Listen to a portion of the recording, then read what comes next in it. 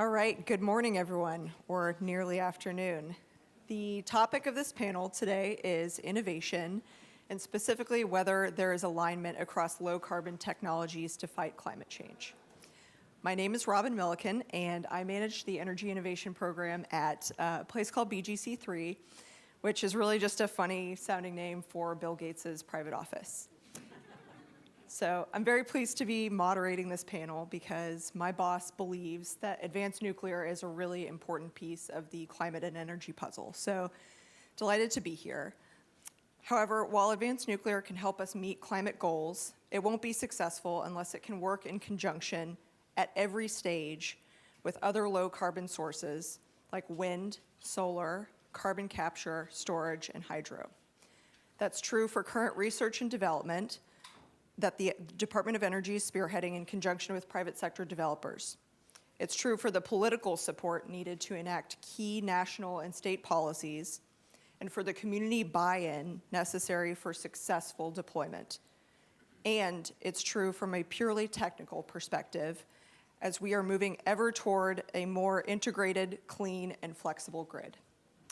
As advanced reactors move from R&D to deployment, there needs to be a recognition that this is one part of the larger issue of energy innovation, and that the fate of advanced reactors is tangled up in our current fight over the role of federal and state funding and policy for all low carbon technology. With that intro, I would like to introduce our distinguished panel. First up, we have Rich Powell. So Rich is the executive director at Clearpath Foundation, where he leads day-to-day operations of Clearpath's programs, including policy and strategy. He focuses on educating policymakers on investing wisely in energy innovation and maintaining and promoting baseload clean energy sources. To Rich's right is Elizabeth Noll. Elizabeth is the Deputy Director of Congressional and External Affairs for the Climate and Clean Energy Program at the Natural Resources Defense Council, where she works to promote and advance important federal clean energy policies. Next, we have Christopher Guith. Christopher is Senior Vice President at the U.S. Chamber of Commerce's Global Energy Institute. He is responsible for developing the Institute's policies and initiatives as they apply to the legislative, executive, and regulatory branches of the federal and state governments. Specifically, he primarily focuses on the development of the Energy Institute's policies and messaging relating to oil and natural gas generation and nuclear energy. Last but not least, we have Third Way's very own Erin Burns. Erin is the Senior Policy Advisor for Third Way's Clean Energy Program, where she leads their carbon capture and innovation work, as well as their congressional strategy on advanced nuclear. She focuses on crafting long-term legislative solutions to scale up these technologies so that the U.S. can meet our necessary and ambitious climate goals. With that, I'd like to pose the first question to Rich. Rich, Clearpath works on low-carbon baseload energy, including nuclear, carbon capture, and hydropower. What do you see as the future of those technologies, and how do they fit in with the current and emerging renewable technologies? So I think these technologies are actually very, very complementary to one another. If you look at any of the modeling that's been done, well, I guess with the exception of one set of modeling out of Stanford that's been done on this question, you actually see that it's a diverse clean energy system that will deliver us deep decarbonization at lowest cost, right? Renewables are amazing, right? They're zero marginal cost resources. And so you actually want to take advantage of that zero marginal cost for as long as you possibly can, right? There's a point at which renewables start getting more expensive and a renewable heavy grid starts to get more expensive. And that's where we think highly flexible resources like advanced nuclear or carbon capture or hydropower should then come in and supplement that. So the whole point is, let's have the lowest cost grid we possibly can. Let's take advantage of zero marginal cost resources for as long as we can. And then let's find more flexible options to sort of fill in the backside of that. So that's point one. Point two is that we should remember that, especially for current generation nuclear, which isn't terribly flexible, that will also benefit from grid scale storage, which will be highly beneficial to renewables. And so I see something very complementary between nuclear's use of grid scale storage and intermittent or variable renewables use of grid scale storage. And I think that there might be an interesting alliance between these technologies to scale up this sort of stuff. And the third thing I'll mention is going beyond just power, right? We need to remember that if we're talking about decarbonizing the whole globe, we also have to worry about industry and industrial heat. And there's actually been a lot of work out at NREL. I think Liz Ramsey-Dalton, who's somewhere here, got this going when she was at the Office of Nuclear Energy, that looks at hybrid energy systems and combining both advanced nuclear and even existing light water nuclear with low-cost, zero marginal cost renewables to produce high-temperature heat to enable things like zero emissions plants, steel, cement, and other plants that'll have zero emissions industrial processes. Thanks, Rich. I'd like to put the next question to Elizabeth. Elizabeth, it's important to note that NRDC does not advocate for advanced nuclear, but you're here working with the other folks on the stage to talk about what a future for clean energy could look like. Can you put the innovation discussion in a broader context? Specifically, what do you see as the biggest issues with current federal innovation funding, and what are some of the changes needed across technology areas? Sure, thanks, Robin. So big picture context, I think no doubt we've made tremendous progress in innovating and deploying clean energy technology over the last decade. You've seen cost declines for solar and wind, 67%, 86%. Energy efficiency technology, LED light bulbs, now they're in every home for every socket. And this is very much part of the Department of Energy's work across this portfolio. Even in the transportation sector, we're seeing 50% fuel efficiency for tractor trailers from the super truck program. So, the momentum is there. The wind is at our backs. We're making real progress, both domestically in the U.S. and globally, but, there's still a lot that we need to do.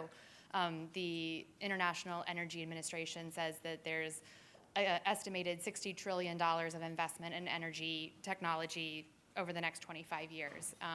And we're in a race with other countries. China invested invested $100 billion more than the United States in energy R&D in 2016. So, in that context, I think it's important that the federal government have a role in continuing to make progress in this space. Otherwise, I think we're going to be at a comparative disadvantage globally for clean energy technology. And so when I look at where we are right now with this administration and the challenges that we're going to be facing, I think there's two real concerns that jump out for me. One, the last two proposals, deep cuts to federal funding across the portfolio. Energy efficiency and renewable energy, 70% cuts. Like that isn't helpful or in line with where many nonpartisan independent groups have said we need to be going with our investments. The American Energy Innovation Council says we need to be doubling our research across the board, not scaling back. So that's very concerning. And I think the second concern is this false choice between basic science and applied research. And in a lot of ways to the complete exclusion of late stage and demonstration R&D needs. Taking efficiency, for example, where I spend a lot of my time, this isn't about inventing the next widget. This is really about validating the value of energy efficiency for building owners, for occupants, so that we know we're getting what we're investing in. For solar, we still need to be investing in the next PV cell technology, but 2/3 of the cost of panel installations come from the soft cost and the non-hardware cost. And Department of Energy really can provide a lot of useful value there. I know in the nuclear space, $150 million to the fuel cycle R&D, and I mean, you guys know better than I do what that means for advanced nuclear technology in the future, but the point being, there's a clear pattern. And the best way we as a community can push back against this is a clear directive message that, rising tides for our energy R&D lifts all boats. Thanks, Elizabeth. The point you made about the need to have increased funding at DOE for R&D is a really important one, and I think it's a great segue actually to my next question. Christopher, the Chamber's position is that you support more funding for DOE at DOE for energy innovation. Can you talk about, from the private sector's perspective, why is it important for the federal government to have a strong role in getting these technologies from the lab to commercial markets? Thanks, Robin. First and foremost, we support targeted increases in innovation. spending at DOE. As anyone who has worked there, it's not hard to find inefficiencies. And frankly, trying to chase 60 projects at once has never proven to be perhaps the most efficient way to achieve maximum results. And so one of the things that we're trying to do right now is to suggest to the administration that there are certain areas that are consistent with their world outlook that they do need to plus up. And we can certainly work with them on areas that they may want to de-emphasize. But as far as our world, the business community's worldview on energy innovation R&D, it's that we have these national labs that are the envy of the world. But as somebody who's worked with them, and no offense to any of you who are here, they're not always the greatest marketers of their technology. And that's not what you go get a PhD in advanced physics for. And so we have this process of trying to reach commercialization. And sometimes that just is an impossibility without the federal government stepping in through things like concessionary financing. But on top of that, it's having that sort of base of R&D, both the science as well as the applied, that gives us the ability to perfect the energy systems of today, but also develop the energy systems of tomorrow. And within the business community, at least, there's a very high degree of support for the concept that is what the federal government's role is. We need to be more efficient about it. I mean, at the end of the day, this is taxpayer dollars. And we need to be cognizant that it still matters. We collectively always talk about a few $100 million here or there, but I mean, that's still a boatload of money. And we can do it more efficiently and more targeted and still achieve the results that, frankly, we are all here looking for. Thanks, Christopher. Erin, love to ask you a question about advanced nuclear specifically. So Third Way, obviously, is that's the reason we're all here, has made advanced nuclear a primary focus for most of the history of the clean energy program. But at the summit today, we're here talking about this on this panel, talking about innovation and why it matters writ large. Why are you all expanding your focus? Sure. So Third Advanced Nuclear Summit, we love advanced nuclear. We also work on carbon capture, and for a long time, that's what our program did, advanced nuclear and carbon capture.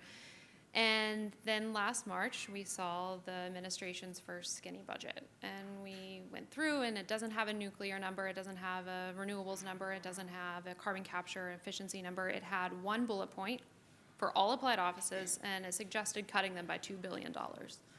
And so I think when we saw that, we realized we needed to shift our thinking a little bit because there was a bigger problem that we needed to tackle, which was, as my fellow panel members have mentioned, this argument that the federal government shouldn't be involved in applied and late-stage research. So after our initial reaction to that suggested cut, we realized there's an opportunity to start building this broader coalition that spans across technology areas, across the kind of clean energy technology sector, to make that argument that the federal government absolutely has a role in research from the lab stage to deployment. We also saw it, I think, as a first step towards building a broader coalition across advocacy efforts, not just, the budget question, but on all of these policies that we're going to need to get to our climate goals. I think tax extenders is actually a really good and tangible example of why it can be useful for us as nuclear or carbon capture advocates to work with other technologies to get our policies across the finish line. We for a long time have been a part of coalitions we had a separate coalition on trying to get the carbon capture tax credit, a different coalition on the advanced nuclear tax credit, and then a different one on the kind of renewables orphans tax credits, and there wasn't a lot of overlap. And I think what we saw is with time over several years and up to the last few days when the budget deal was happening, is in those last few days, it wasn't just us asking for all of these to be paired together. The carbon capture folks were saying all of these are a package deal. The nuclear folks, all of these are a package deal. And that's how it ultimately happened. I think there was we realized there was strength in numbers here, and then that's what got us across the finish line. Thanks, Erin. So I think most of you have all alluded in some form or fashion to the fact that there is this tension right now between basic and applied research and what the proper role of the federal government is. I'm wondering if Rich or Christopher, if you could talk about what you think is needed to make the case to conservatives that federal funding for innovation is important and that we should be maintaining the programs that DOE has around innovation.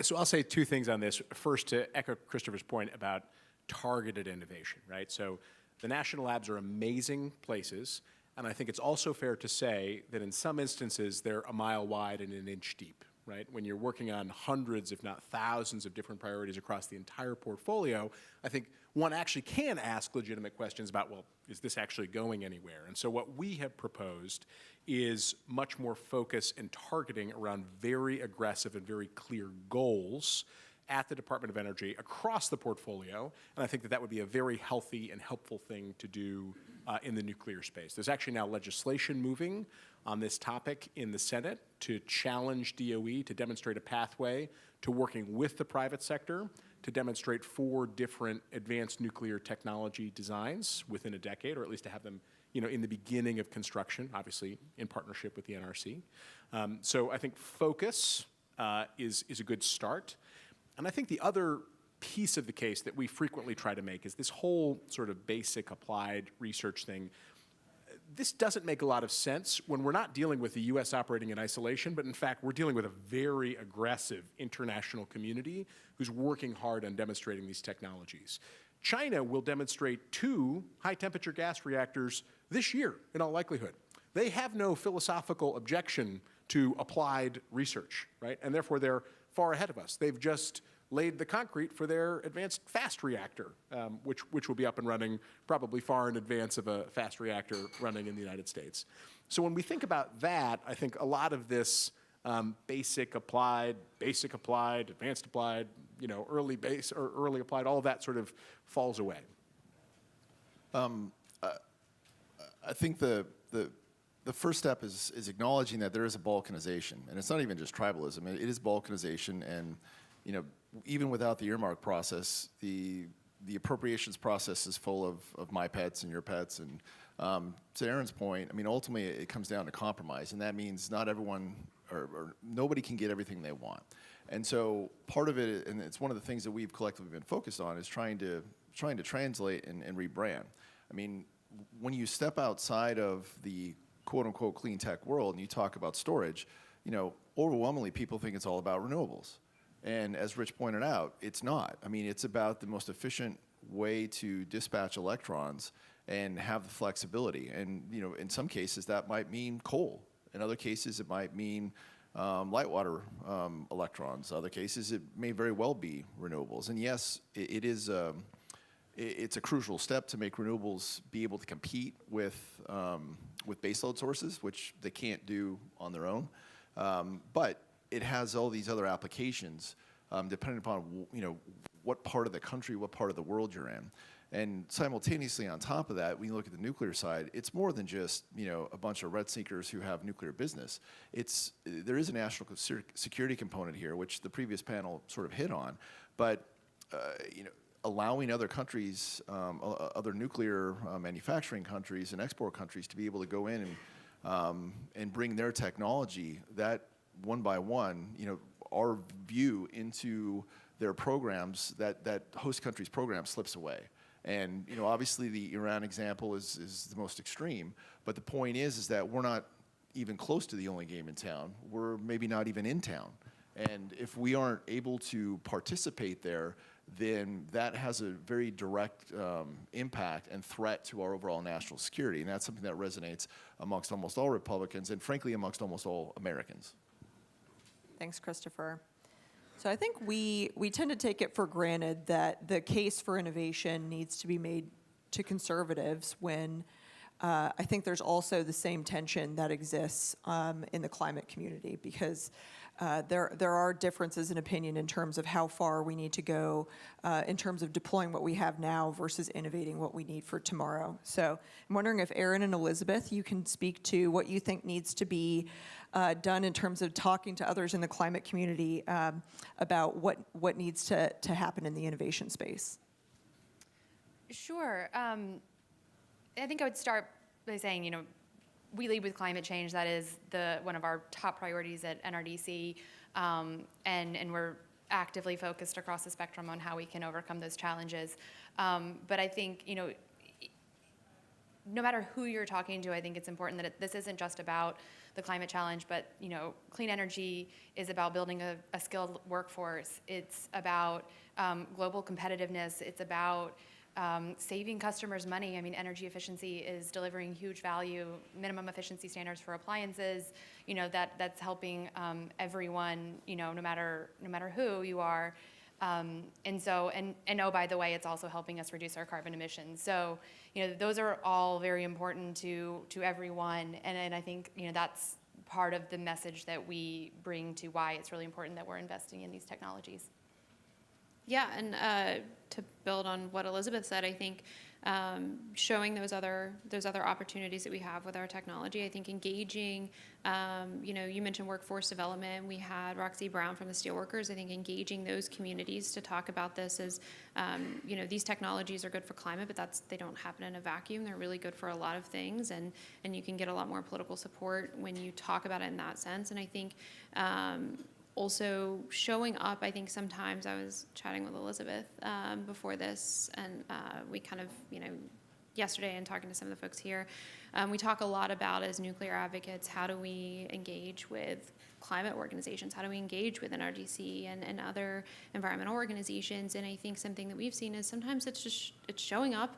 It's talking about, I think this innovation frame actually offers a really good opportunity, a really constructive opportunity for us to work together and to say, we're going to advocate for renewables tax credits, and we're going to go in there and talk about the need to fund energy efficiency and renewable energy. And we're not going to take that kind of false dichotomy between basic and applied and use it against EERE. We're going to go in there and say that that's just as important as these other things. And I think that goes a long way when we're talking to that climate community on the need for innovation. Thanks, Erin. So we are running pretty short on time, but I wanted to ask one more quick question. So we've been talking about what needs to happen, from a federal budget perspective. Obviously, the appropriations request for fiscal year 2019 is just now getting started. So wanted to see if any of you all had thoughts on what programs that you think are probably pretty safe from the cuts that the administration has proposed and areas that you think are more at risk. Can I make a plug that everyone who works with me is not going to be surprised about? I think programs like the Loan Program Office, I think there are some ones that have been politically, and it's kind of tenuous. They've had a lot of criticism in the past. They're out there at that kind of later stage deployment piece. You have, stories like Solyndra. I think, that was cut in both the House and Senate bills last year. I think one of the things is that we didn't hear enough folks, that Congress didn't hear enough folks talking about the need for those types of things. So I think some of those that stand out that people already know about, maybe have some bad associations with, even though they've been really, really successful. I think that those are some of the most vulnerable programs. I think one of the safest is ARPA-E. I mean, we're on the verge of the, 8th ARPA-E summit, hosted by an administration now that has proposed zeroing it out to consecutive budgets. That's sort of what we're dealing with. Can I just do one, maybe too aggressive thing quickly? Can everyone in Absolutely, the audience raise your hands if your organization submits requests, formal requests to appropriators about your budget priorities? Not that you can see, but. Ooh, it should be virtually everyone in this room.